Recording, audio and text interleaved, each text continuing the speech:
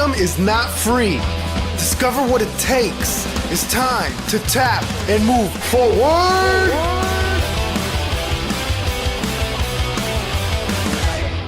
Hello and welcome to Tap and Move Forward. I'm your host, Lynn Shelley. Today's guest is Air Force Special Warfare recruiter Jeremy May. He finds the best candidates to fill the most physically and tactically demanding careers in the Air Force. For today's skill set challenge, one of the things I noticed during the interview is that Jeremy May has one of the most naturally optimistic attitudes. Everything he says has an underlying current of appreciation or optimism. We all know that positivity, when forced, feels fake and inauthentic.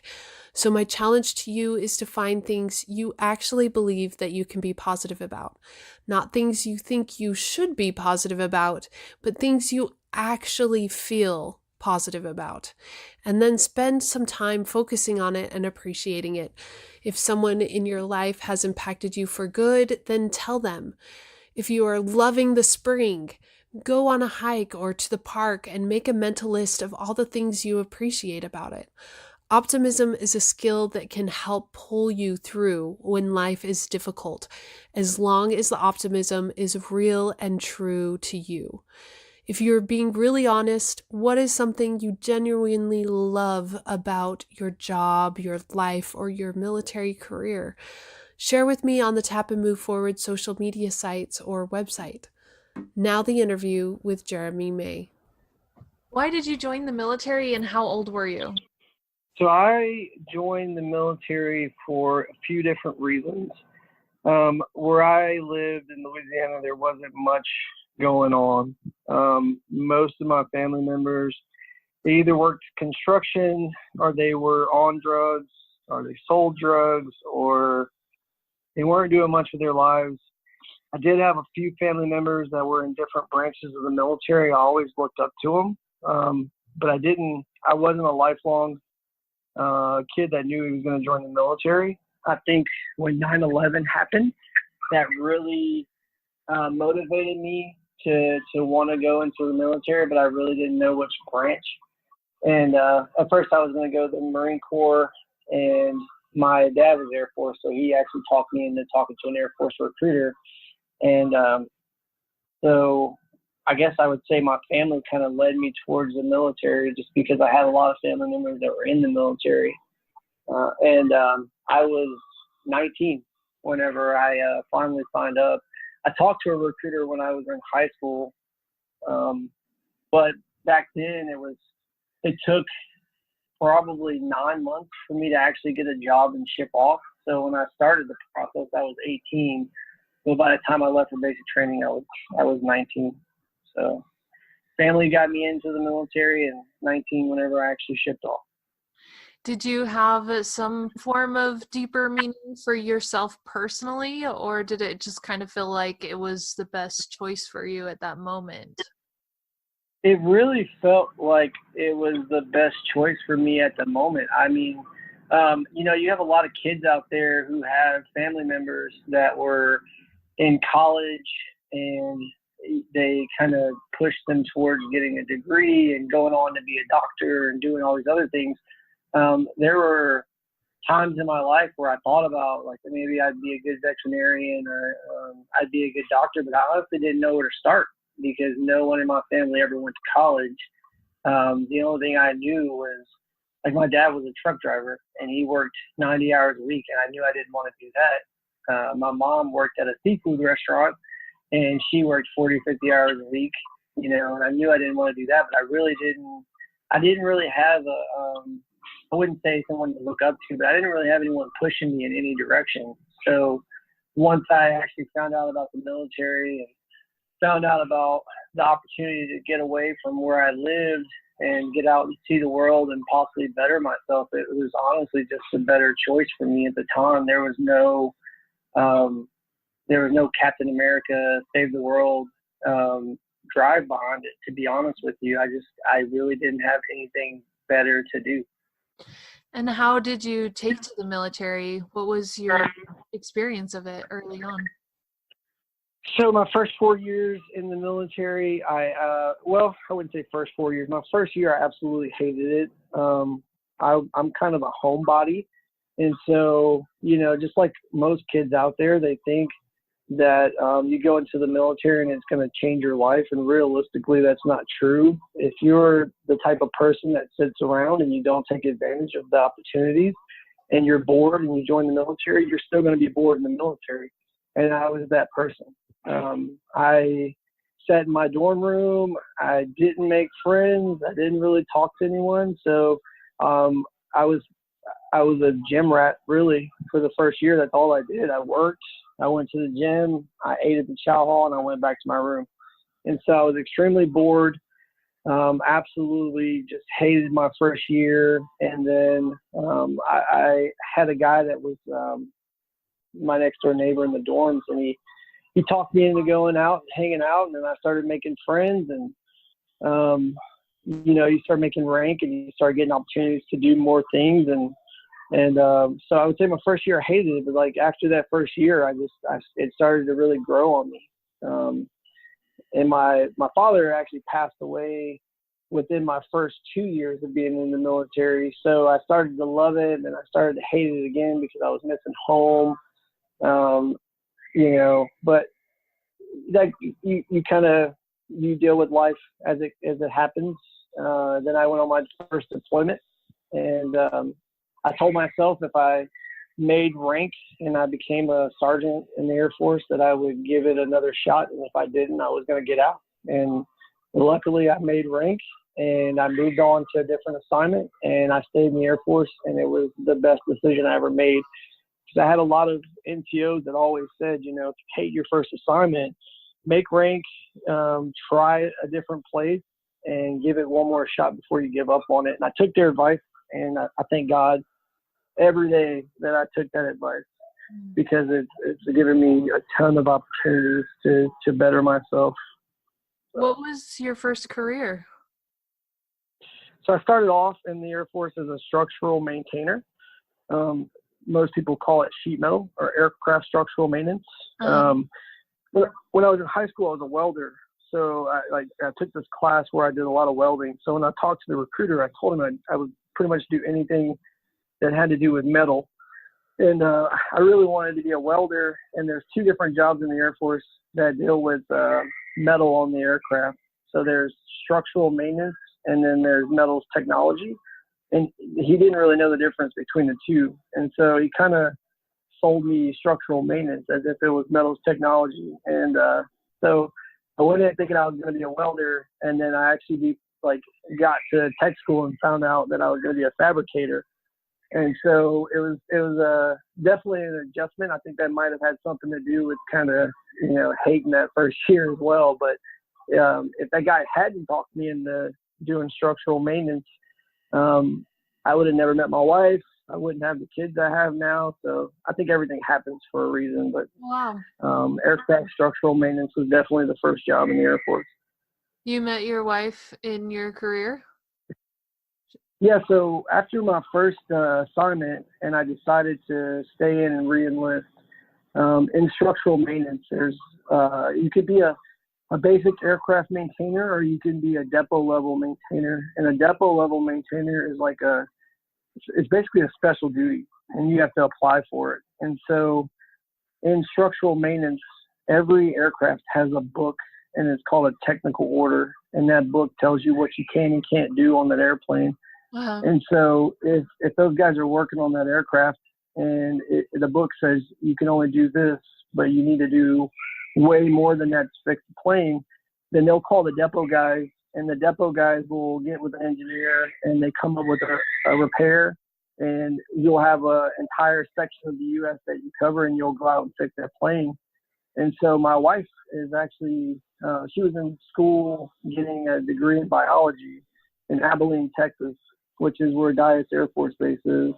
And while I was in depot, we had an airplane, a B-1 bomber, that had this part that starts the engine, shot through the engine, and it destroyed the fiberglass inside the engine. And so my team got called to go out and fix that plane. And she was working at the at the hotel I stayed at the Marriott. And I walked past her every day. My wife has never had a drop of alcohol in her life. And, military guys. So at the end of the day, when I got off of work, I always had a beer in my hand. And I walked past her one day and she said, "Where's my beer?" And she's never drank in her life. So my wife actually hit on me. It wasn't the other way around. And so I offered her a beer. She wouldn't take it. So I bought her dinner and hung out with her every night after work. She started coming to visit me in Oklahoma, which is where I was stationed. And then I would go visit her in Texas, and she stayed with me through a deployment. And, she had goals. She had something going for herself. She was working towards being a physical therapist at the time. She's a dental hygienist now, but she had goals. She had stuff going for her. And I just, she's the one. And if I had made that decision to stay in the Air Force and give it another shot, I would have never met her. I would have been back in Louisiana, which is where I'm from, and who knows what I would have been doing. So that's what led to that. That's a great story. I like it. Yeah. How was your deployment experience? So I've got 3 total. The first one I did, they used to call it TCN duty. I think they call it OCN duty now or something like that. But basically you have people that come in from other countries. And I was an IUD, and they were basically working on the base. And my job was to guard them and make sure that they weren't doing anything that they weren't supposed to do on the base. And so I basically just sat there with the walkie-talkie and kept an eye on them. And then I would report in, to let my supervision know that I had, if I was watching 10 people, I would count to make sure I had 10 people and report that in every hour. And it was actually a really good experience because there were people from all over the world. And, when you're stuck in your little bubble in America and you don't get to meet people that are from other countries, and you see stuff on TV and you think that they all hate you, then you get out of that bubble and you meet these people and you realize they're just like us. They were just coming to work every day. A lot of them were making maybe $8 a day, and they were sending all that money home to their families so that they could take care of them. And they were living in some of the, I wouldn't say like the worst conditions in the world, but they were definitely living in conditions that were a lot worse off than what we were living in. But to see them come to work and be happy to be there out in IUD where it's like 120 degrees and, they're working their butts off, but they're happy because they're providing for their family. I think that was one of the most rewarding deployments that I ever had. And then the second 2 deployments was when I actually got to go do aircraft battle damage repair, which is where you fix bullet holes in airplanes. So it was part of the depot job that I went to for my second assignment in the Air Force. And for that job, we were actually in IUD again, but we would forward deploy out to other bases. So we went out to Bagram, Afghanistan to fix a C-130 that had been shot with the AK-47. So I spent 12 days inside of a fuel tank patching that up. And there was a 135 that a lot of people that are in the military have heard of that crashed out in Kyrgyzstan. And so I had to go and kind of evaluate the situation and figure out a way to get that plane back home. And, we did a lot of stuff like that. So it wasn't as rewarding as the first one because I didn't get to meet people from other countries, but it was an absolutely fun deployment.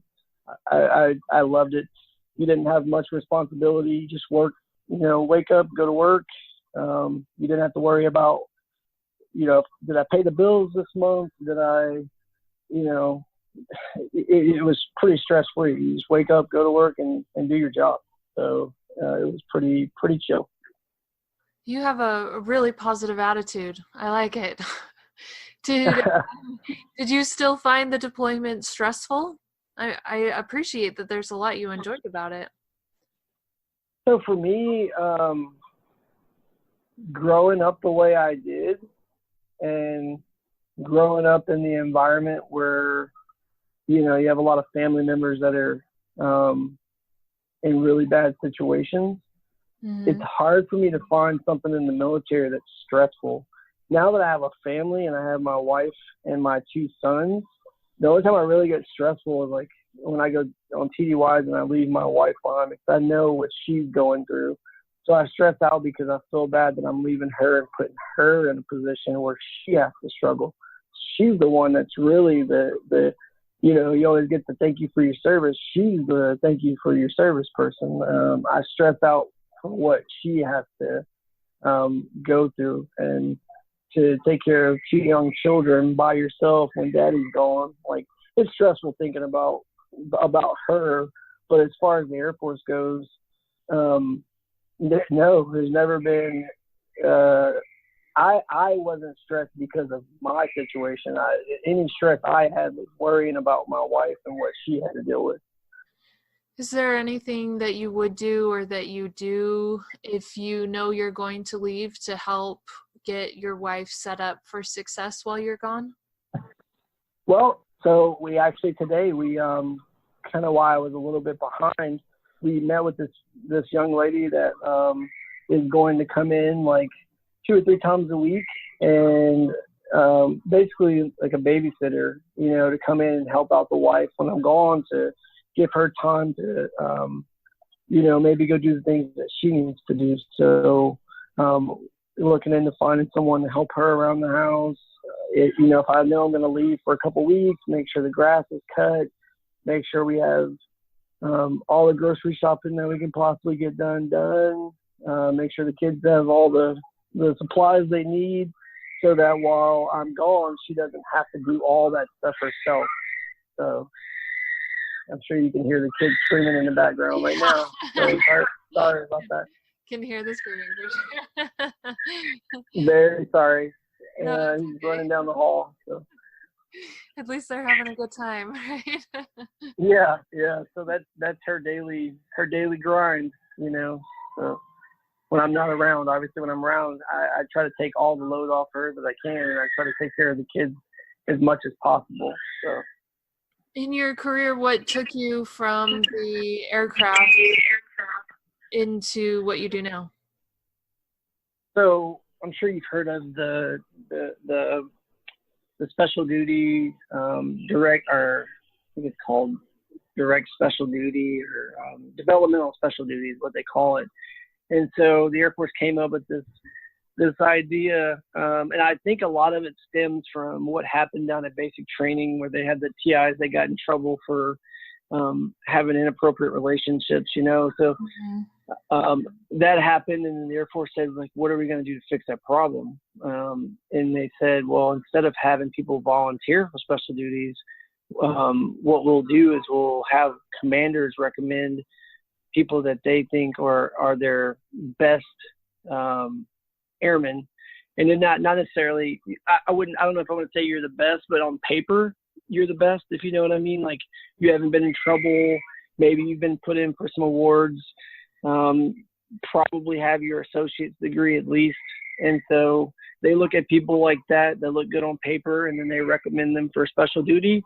And whenever it was my time and I got told I was going to get recommended, they said, would you rather be a TI or would you rather be a recruiter? And in my head, I was thinking, man, recruiting would be the easiest thing ever, because kids just walk into the office and they want to join the Air Force. So yeah, let me do that. And definitely not the easiest job ever, but that's kind of what led me into doing it. I just figured, man, that'd be a break for a little while, and maybe I can go somewhere that I want to be. And so none of that was actually true, but that was kind of the mindset. So developmental special duty is what they call it, I believe. But that's what led me into being a recruiter. And did they just assign you to, because you are specifically a recruiter for special warfare? So that story, right? So you start off in recruiting, there's tier 1, tier 2, tier 3. There's different levels of recruiting. And I think there's like a tier 3 plus position as well. And so everyone more or less starts off in regular recruiting. So I started off recruiting for the entire Air Force, not just special warfare. And I did about 3.5 years of that. And I went into an area in Missouri that there hadn't been a recruiter in 3.5 years. And so I had to basically build the program from scratch. And I went out and made a bunch of relationships and started putting kids in the Air Force. And I guess I did a good enough job that they thought like maybe this would be a good representative for the special warfare side of the house. And I've always had pretty high PT scores just because I like working out. It's just something I like doing for myself, not for any, particular reason. And so the chief or the E9 for the Air Force that was over the recruiting squadron, whenever my tour was up for the first recruiting assignment, talked to me about special warfare and told me that I should put in for it. So I put in a package for it and I got selected.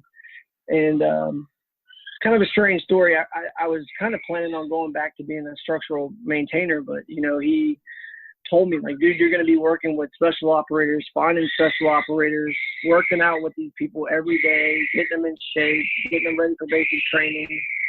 I am so sorry about that. It sounds like someone's blowing a whistle. Yeah, he's running down the hall screaming at the moment. But so yeah, he told me you're going to be working with these kids, finding them, getting them in shape, and getting them prepared to go to. So they sent them to what's called Special Warfare Prep School. It's like an 8-week course where they go down and they work with these. Some of these guys are like could have made the Olympics. Some of them played on NFL teams. Some of them are like track coaches. There's a guy that coached Tyron Woodley, who's a big-time UFC fighter. He was a champion in the UFC for a while, and he coached him in wrestling at Mizzou. And so they get to go down and they get to work with these people to get in shape before they go through our assessment and selection process. But it starts with us.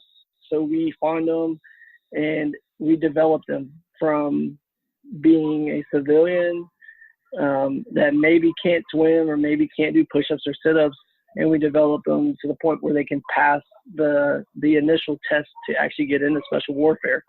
And so he kind of explained that to me, and I was like, man, to have a job where I can, find these kids that are gonna. A lot of these guys end up in the history books because of the type of stuff that they're doing, and so to be able to work with people of that caliber was just a huge selling point for me. I was all about it.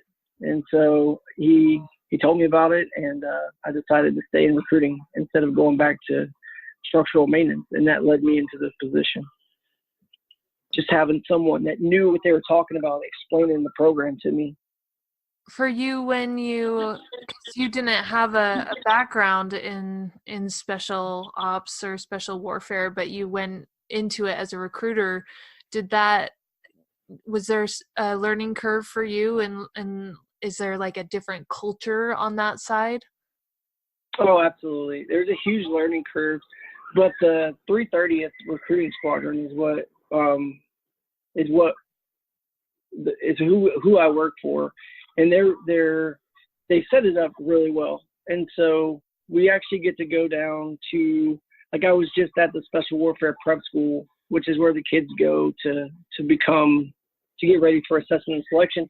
And we actually get to talk to like pararescuemen and ask them, what do you do? What is your job like? What is the pipeline like? Or their tech school? What is that like? So you talk to all these operators and you learn from them about the career field. That way, whenever a kid comes in, you can actually talk to them about it. And then when you go to Special Warfare Prep School, and you visit that school, they also allowed us to go and do some of the training that these kids were doing, so that way we had an idea of what it was like. So like they do mask and recovery, which is where they take a snorkel and a mask and they throw it into the pool and they say, go get it and clear the water out and come up. And when you come up, your mask should be completely cleared of water and your snorkel should be cleared of water. And then you kind of spin around in a circle and you show them that you cleared it. So these kids have to do that in order to pass like assessment and selection. And so we actually got to get in the pool and do that and experience what it was like. And the kids have to do 25-meter underwater swims. And so they put us in the water in full uniform, and they let us attempt those 25-meter underwater swims so that we know what it's like. So we're not operators by any means or even close to being an operator, but we get to work with the operators and learn from them and get experience so we know what we're talking about. And then we have our commander is a special tactics officer. So he is an operator. So we have an operator as our commander, and then we also have a combat controller that's in our unit that we can talk to and ask questions to. So we have a lot of operators around us that help us with that learning curve. How was the training for you? How did you enjoy it? So, I mean, there were days that were fun and there were days that absolutely sucked, you know. Like, I try to work out every day, and I thought, like, in my head, like, before I went down there, I thought, man, it's going to be easy. It's not going to be that hard. But it's challenging, you know. Trying to swim 25 meters underwater in full uniform is not the funnest thing in the world. And I almost made it. And then like the pool down there, it's called the Skylark Pool. I think it's been around for like 75 years. And so almost all of our operators, or maybe all of them, have been in that pool at some point. And it goes from like 4 foot deep to like, I don't know, maybe 10 or so, or maybe deeper. And so, you know, it was fine when I was in the shallow water, but when I hit the deep water, I just panicked. And I'm thinking in my head, you know, like on a daily basis, I'm talking to these kids while they're training, and I'm telling them, like, don't quit, don't quit, don't quit. Well, I quit. So now I'm thinking, you know, maybe you should get out there and train more and be able to do this stuff because you're coaching these kids. So it sucked, but it also motivated me to like, you know, if you're going to tell these kids to do this stuff, you need to be able to damn well do it yourself or be close to being able to do it. So it was a huge motivating factor to find out that I'm not anywhere close to what I thought I was as far as physical fitness, and to know, like, I can push myself so much further, to see these kids and what they can push themselves to do. You know, if they can do 500 burpees in a day, then man, I can go out and do at least a couple hundred burpees in a day, you know. So it's a very motivating thing to go down and see their training and to get to be involved in it a little bit.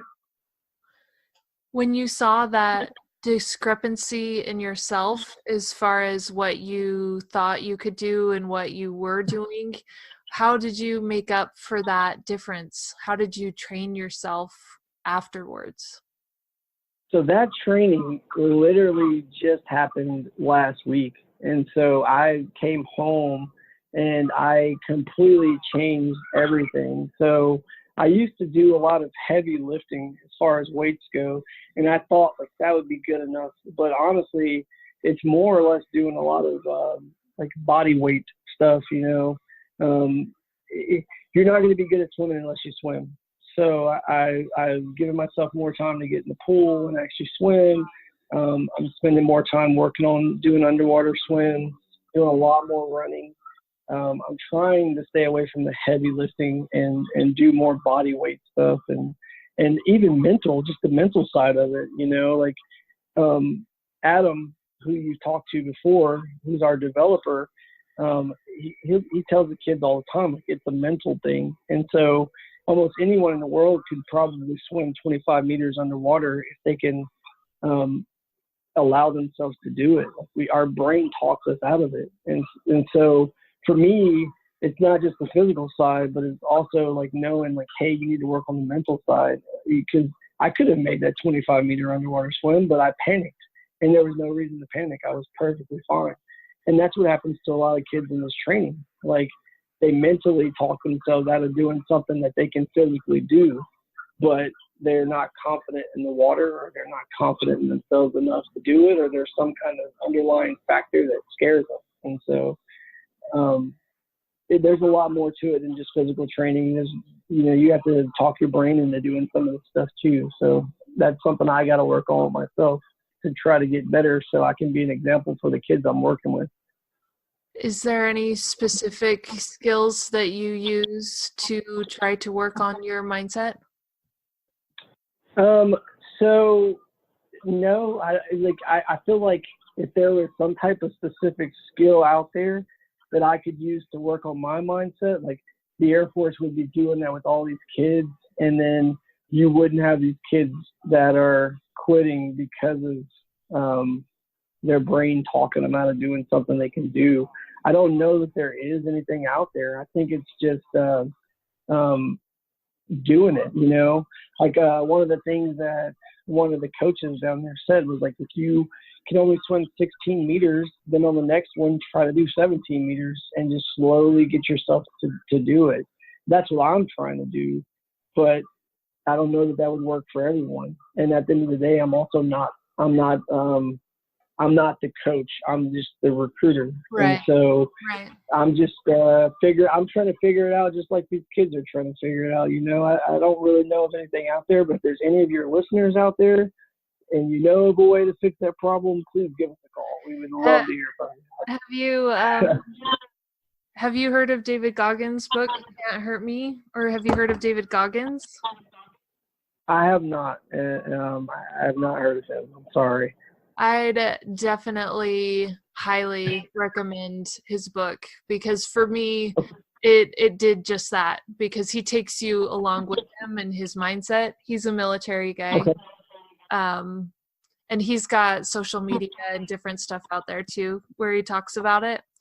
I literally, after reading his book and his mindsets, after my end of workout, I would go and like run 5 flights of stairs. And I was like, hey, I'm gonna go run my stairs.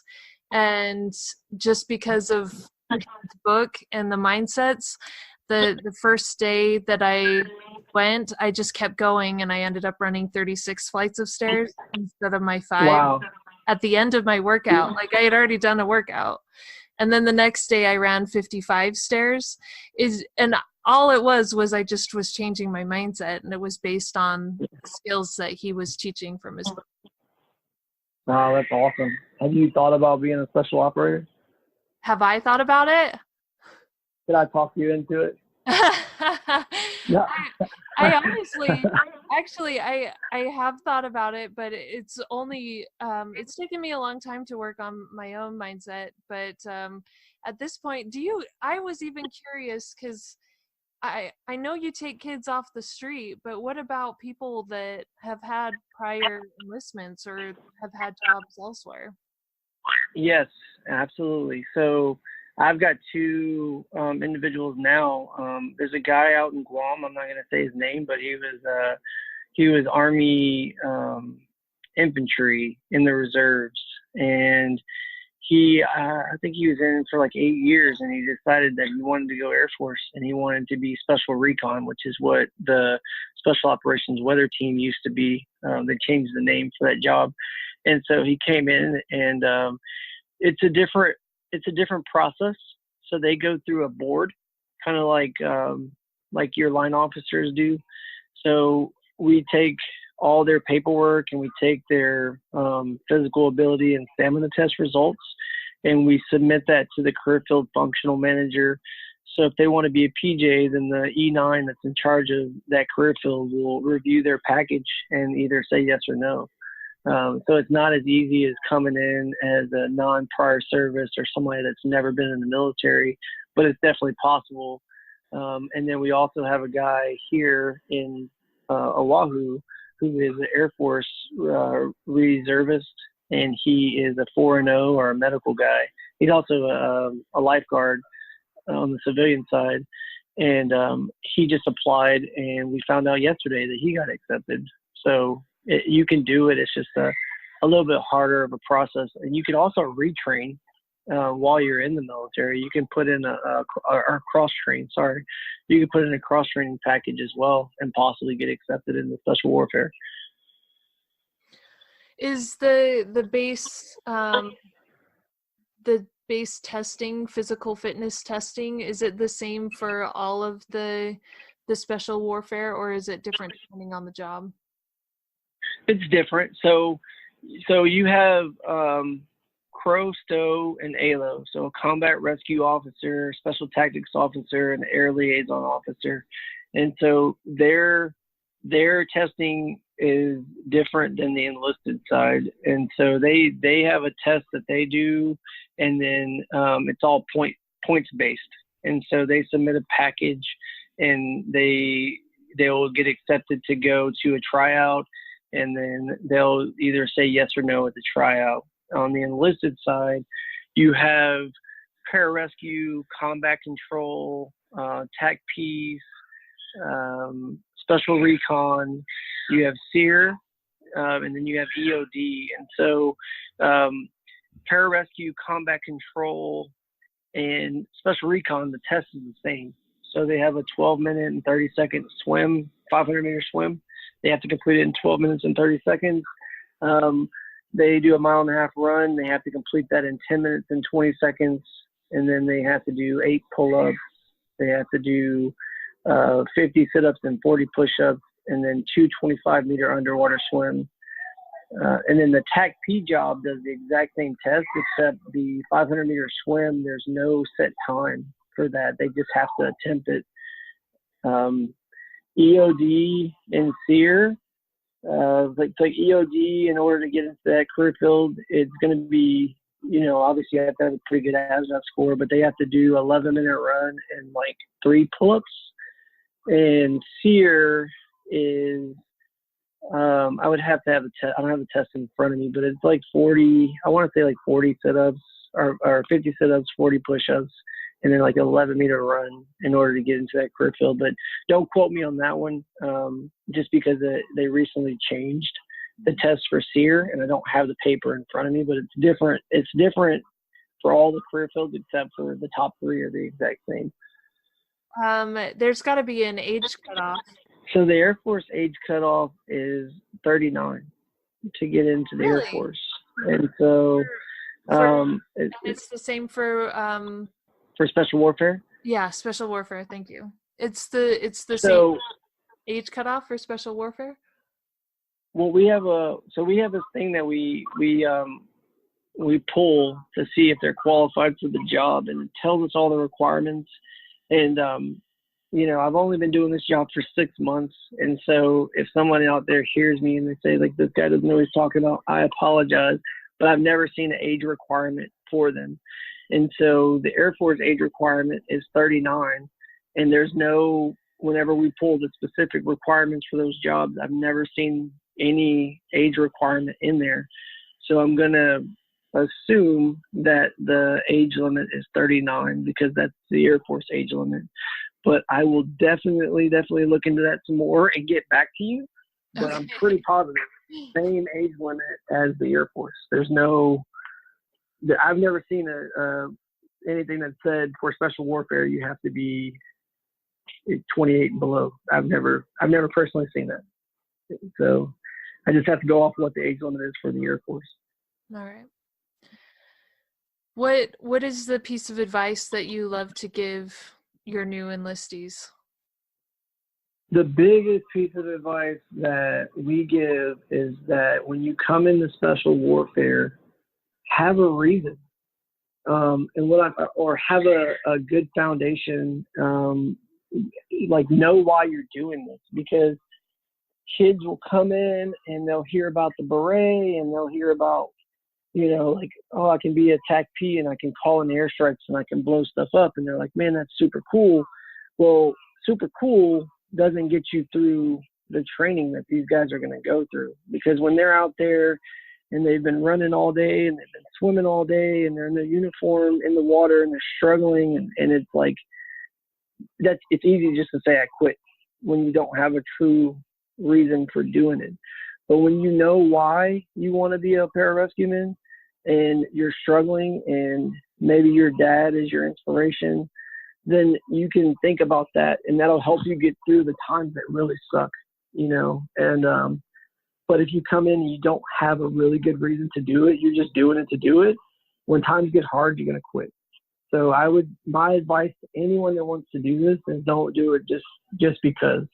Don't do what I did and join the Air Force, because there was I didn't have anything else to, going for me.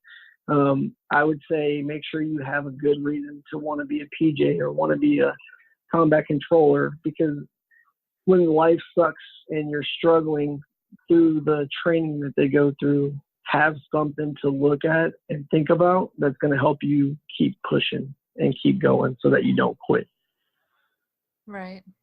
A truly meaningful reason. Exactly.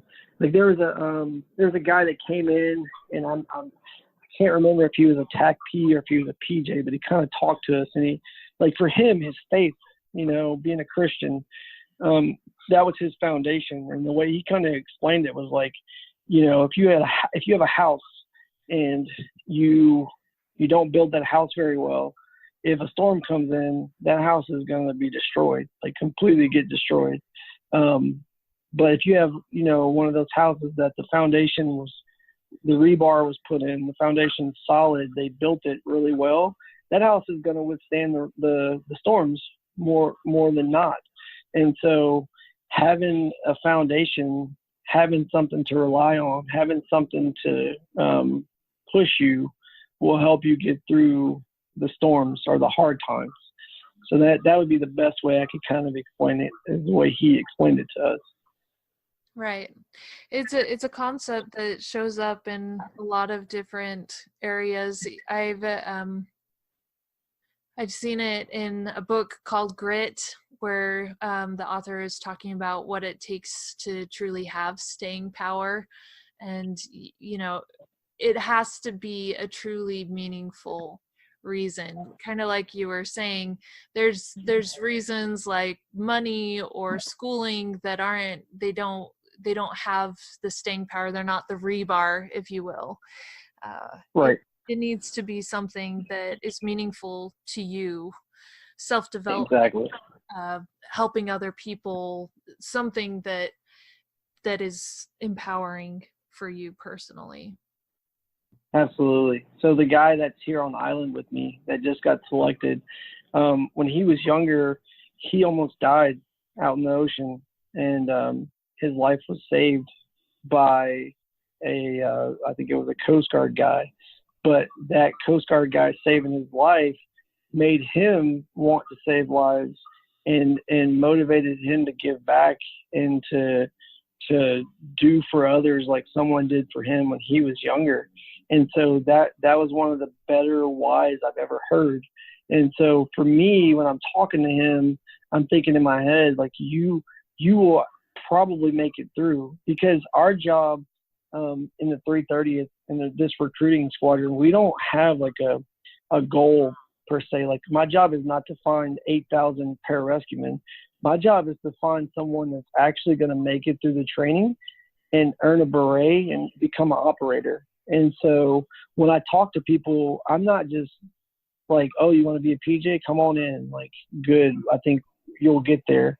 Like, I want to know why you want to do it, because I want to make sure that I'm going to find somebody that is going to make it in, that's going to be an operator, and that's going to contribute, because we have people that are downrange every 6 months because, you don't have enough bodies to go out and do these kind of jobs, because it's a hard job. So if we can find the right people that are actually going to make it through training and they're going to contribute, then maybe we can take that load off of some of these guys that have been out there busting their butts for years and that are just broken because of how much they put in for the Air Force. Like, these people are true heroes, and they need the right person to come up through the pipeline to come into the career field so we can take some of the load off of them. So we're not looking for 1,000 guys or girls to do this. We're looking for the right person to do this. I feel like I should know the answer to this question. As far as the special warfare goes, of those career fields, are women allowed in all of them, or some of Absolutely, yes. in all of They're them? allowed in all of them, yes. There's we encourage encourage rescue. So you can come in and be selected to be a PJ. I don't believe that we've had a female make it through the pipeline. It's a 2-year pipeline. So I don't think that we have a female yet that's made it through. I could be wrong on that because I don't know every single thing that's going on in recruiting. Like I know my area of the world, but I don't know everyone's area. So I don't believe a female has made it yet.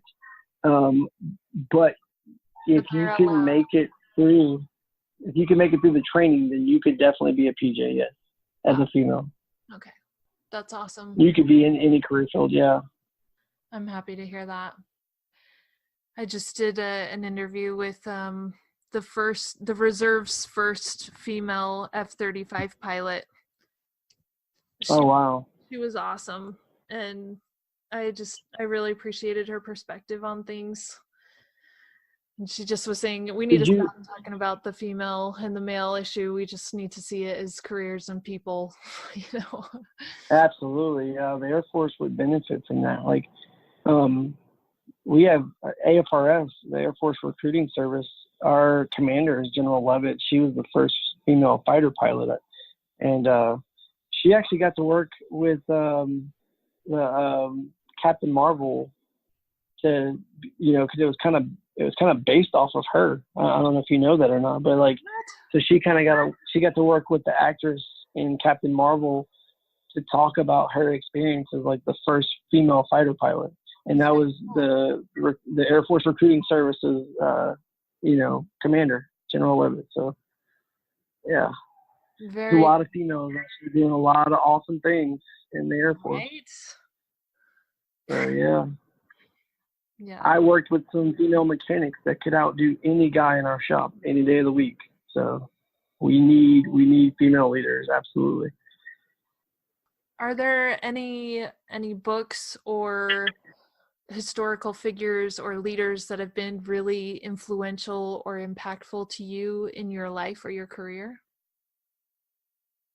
I don't know if I would say historical leaders or books, but I've definitely had some mentors as far as my leadership goes. Like my current commander, we call him KS, or Lieutenant Colonel Kearns. Hearing stories of the Special Tactics officer and hearing some of the stuff that he's done, like he is a very motivating person. Like he's told us stories about times where there were Army Special Forces guys that were downrange that like we just didn't have the people to help, and it's a big reason why we need to find the right guys for the mission, the right girls for the mission, because there have been people out there that have died because we didn't have enough people to do these jobs. And just to kind of hear his perspective and what he's seen and what he's gone through, and to know that you can go through what he's gone through and still have a great outlook on life is very motivating. And to hear what he's gone through makes me want to do this job even more. So my current commander, and I'm not sucking up just because I'm on the podcast. He's really motivating, really motivating guy. And then I had a guy named Senior Master Sergeant Sheets back when I was at Barstow Air Force Base. When my father passed away in the Air Force, he went out of his way to like make sure I got to go home. He got me set up with RAP, or Recruiting Assistance Program, and so that I could be home because I ran out of leave. So he helped me get that so I could be home with my father. To know somebody in the military would care enough about me to go out of their way to help me be home in a time like that is a motivating factor. And I think the Air Force as a whole is very caring about their people. And so, there are definitely people right now that motivate me and drive me to do the job. Not just historical figures or books. Some of the people I work with motivate me. Absolutely. It sounds like for you, there's some people that it's just who they are or the nature of their character that is inspiring to you. Absolutely. My father-in-law is a very inspiring person. He is very driven by his faith, and being a Christian. And he dedicates his life to working with guys and girls that get out of prison, and he helps them like get their lives on track, and he doesn't have to do that. Like he doesn't get paid to do it. He does it out of the kindness of his heart, my wife taking care of my kids every day and coming home and seeing that my house is in order because of her, and not having to worry about, what's going to happen when I'm gone. She is a very, very motivating person for me. I try to find motivation from the people that are around me. I'm not a big historic guy or historian. I read history, but I pull motivation from what's going on right now. I like that. I like that you take time to appreciate and understand the support that is around you. I can really appreciate. Yeah, there's nothing that I could accomplish if it wasn't for friends and family and leadership and people helping doing this job. Most of the stuff that I've done in my career is not because of me. It's because of the people that have been in that support role or leadership role. Just having good leadership and good people around me has been a big help for me in my career. Are there habits or skill sets that you've learned in the military that you think have really improved your life? As far as habits go, I would say learning to be, learning to plan things out and to schedule and to just coordinate with other people. Like before I joined the military, I could barely wake up on time, and coming in the military and learning to work with other people, I feel like when I get out of the military, that's definitely going to help me a lot in the civilian side. Just the biggest one would just be learning to work with other people. Because like I said, when I first came in the Air Force, like I sat in my dorm room all the time because I was not a people person. But getting out and meeting people from other places in the world, just seeing how they do things and learning from them has been huge.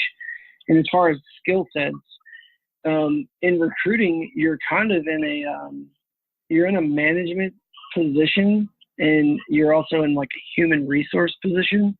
So I definitely could say that like I could probably get out of the military and go into a human resource position because I've learned that skill set, like how to find the right people for the right positions, and leadership, having to work with young kids and making sure that they don't, screw up their life before they ever even get started is huge, because you work with these kids from cradle to grave, and there's times where you see like he's almost going to ship out or she's almost going to ship out, and then they go and they do something stupid, like they get a DUI, and maybe that's my fault because I wasn't in contact with them enough, or I didn't spend enough time to learn about their situation, and maybe I failed that person.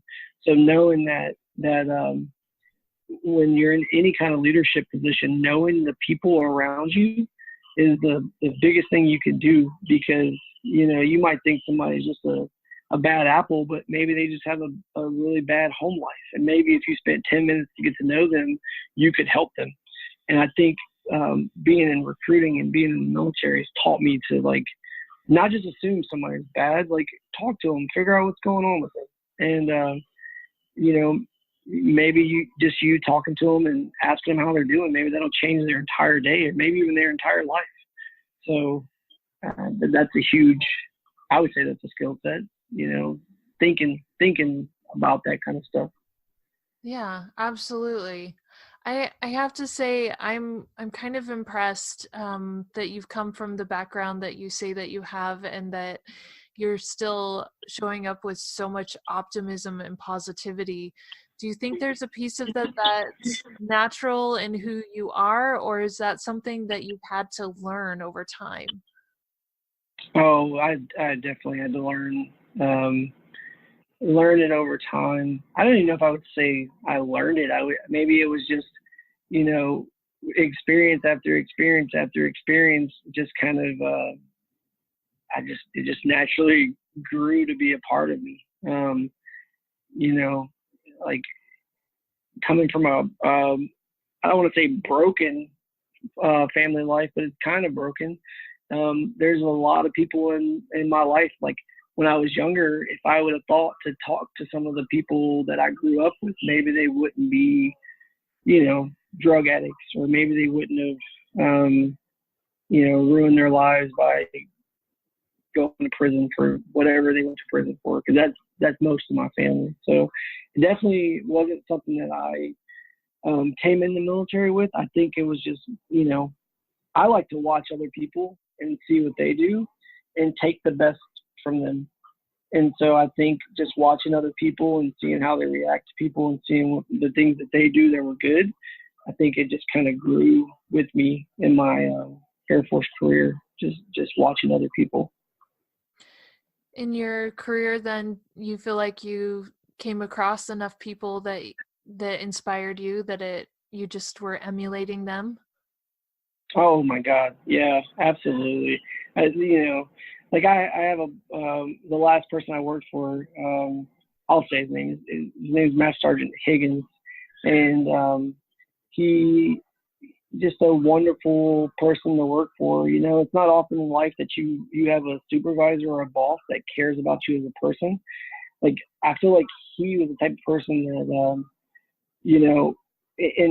in regular recruiting, not special warfare, it is kind of a goal driven thing. Like, you're looking for a certain number of people just because the Air Force needs that.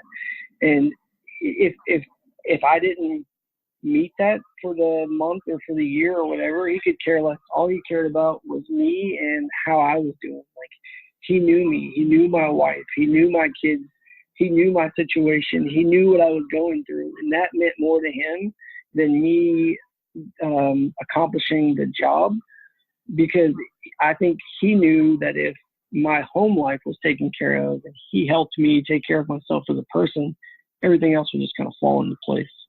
And so I definitely, there's a lot of people I've definitely learned from, and watching them, how they do things, has definitely helped a lot. Well, Jeremy May, this has been such a fun interview. I really appreciate it. I've actually learned a lot. I didn't know that much about the special warfare side of things. So I appreciate your insight and your perspectives. Thanks for being on the show. Thank you so much for having me. I really appreciate it, and go Air Force. Fly, fight, win, right? Right, exactly. Yeah. So any young kids that are out there listening, go Air Force. I hope you enjoyed this episode and found a new mindset to help you excel. To find a special warfare recruiter in your area, please visit www.afspecwar.com. Or for more information and pictures of Jeremy May, please visit tamfpodcast.com/MAY.